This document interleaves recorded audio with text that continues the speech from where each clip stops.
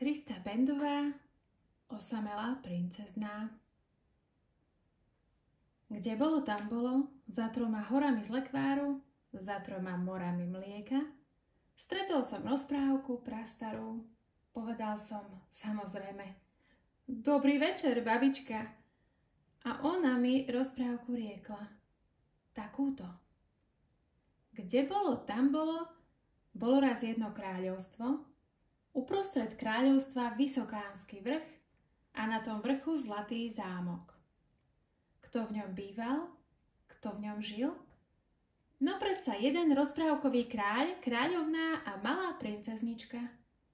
Všetko by bolo v poriadku, lebo zámok bol naozaj zlatý, kráľ bol naozaj kráľ, aj kráľovná bola naozajstná kráľovná. Princeznička tiež bola naozajstná princeznička. A to bola vlastne chyba. Lebo princeznička chodila v dlhých strieborných šatách a vôbec sa v nich necítila dobre.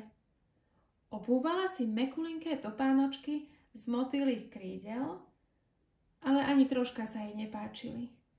Na hlave mala zlatú korunku a tá jej stále iba zavadzala.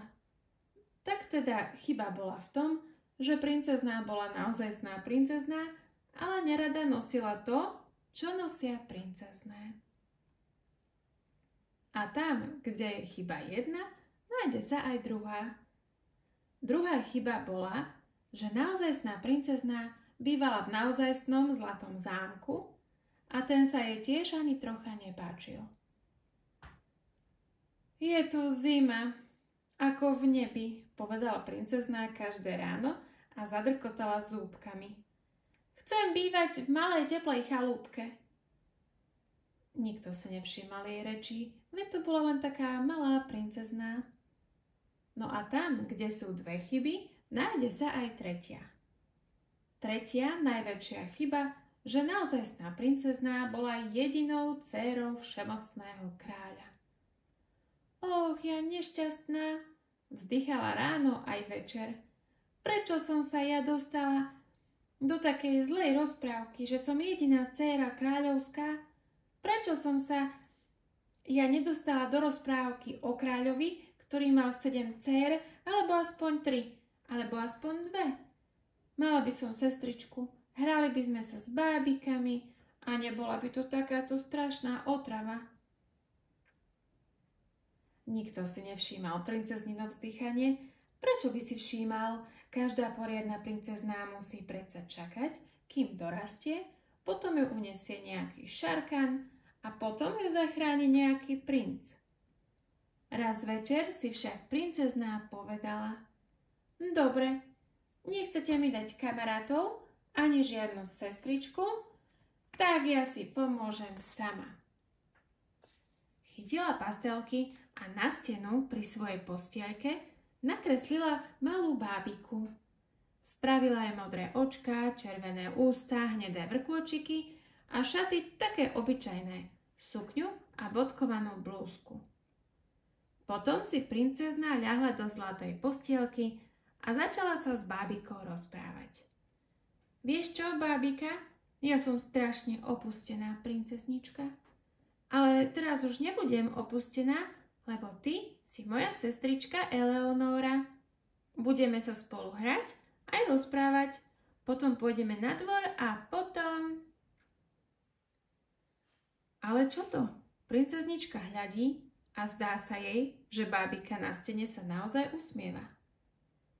Princezná si pretrela oči, pozrela ešte raz, čo nevidí. Bábika sa preťahuje a tuhšie si zapletá vrkôčik, ktorý mala trochu neporiadne nakreslený. No toto, povedala princezná, zdá sa, že ty si naozajstná. Bábika na stene sa zasmiala, urobila hup a skočila princeznej rovno na vankúš. Pravda, že som naozajstná? Zasmiala sa bábika ešte raz. Aj ty si naozajstná? Tak sa budeme naozajstne hrať.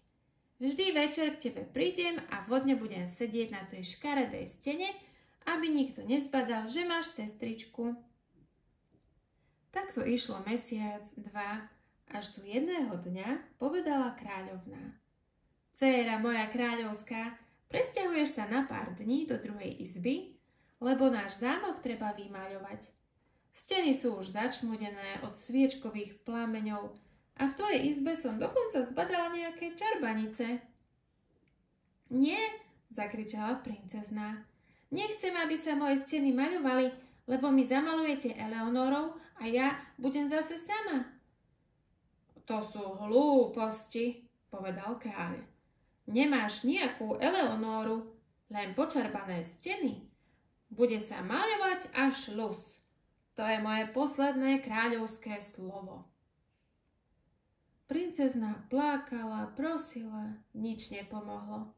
A tak hneď na druhé ráno izbu vymaľovali, ostali len čisté, holé steny, zmizla Eleonóra a princezná si nemohla nakresliť novú, lebo jej vzali všetky pastelky aj vodové farbičky, aby nepočarbala tie čisté zlaté steny. Princezná plakala, potom prestala plakať a ochorela. Treba zavolať lekára, povedal kráľ a zavolal kráľovského lekára. Doktor Medicamentus prezrel princeznú a vraví: Vaša kráľovská výsosť, princezná nemá ani chrípku, ani zápal plúc, ani žiadne slepé črevo, ale má vysokú horúčku následkom nedostatku kamarátov. Ak jej nemôžete zadovážiť aspoň jednu sestru, pošlite ju dole pod kráľovský zámok. Je tam veľa bytostí zvaných dievčatá a chlapci a je viac ako pravdepodobné, že tam princezná vyzdravie. Kráľovná zalomila rukami. Ale to je nemožné, veď ona má strieborné šaty, motýlie topánky a zlatú korunku. Doktor Medicamentus sa poškrebal po účenej hlave a vraví: V príručke praktického odievania som sa dočítal vedeckú pravdu, že bytosti zvané deti majú sa pri hrách na dvore obliekať do teplákov alebo sukní, na nohy si natiahnuť tenisky alebo sandále a na hlavu si položiac pokrývku zvanú baretka.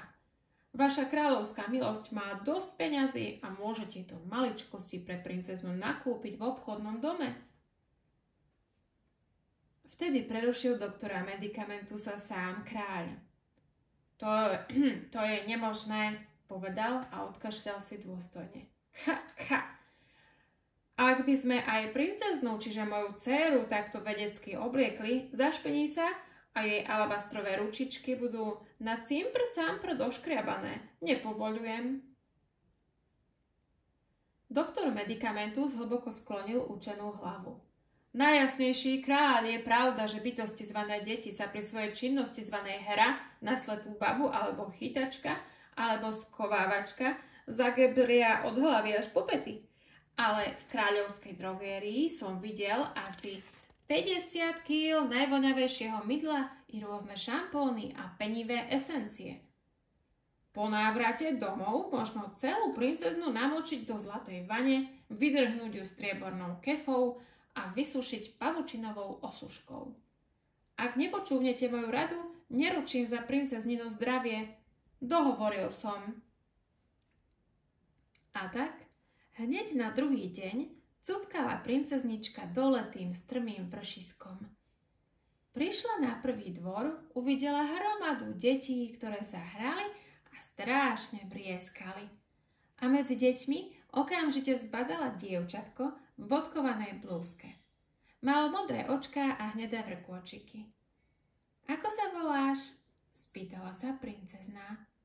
Elenka, odpovedala tá okaňa. Môžeme sa spolu hrať, ty budeš moja sestrička a ja si ťa už nikdy nedám zamaľovať. Radšej sa budem každý večer kúpať v zlatej vani. Odtedy už princezná behá zdravá, len je trocha menej biela, ale čo tam potom? Veď ktože by vydržal na svete bez kamarátov? No nie, kamaráti moji?